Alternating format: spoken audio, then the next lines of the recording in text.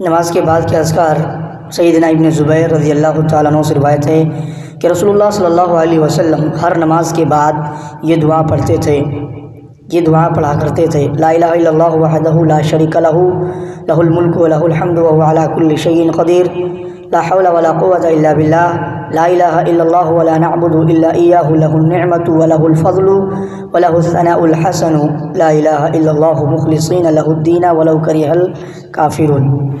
اللہ کے سوا کوئی معبود نہیں، وہ اکیلا ہے، اس کا کوئی شریک نہیں، تمام بادشاہت اسی کے لیے ہے اور تمام تعریف اسی کے لیے ہے، اور وہ ہر چیز پر قدرت رکھنے والا ہے۔ گناہ سے بچنے اور نیکی کرنے کی توفیق اللہ کی طرف سے ہے۔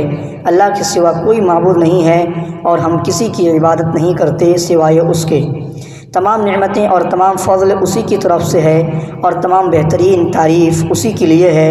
اللہ کے سوا کوئی معبود نہیں ہے، ہم اسی کے لیے دین کو خالص کرنے والے ہیں اگرچہ کافروں کو ناپسند ہو۔ صحیح مسلم حدیث نمبر 1343۔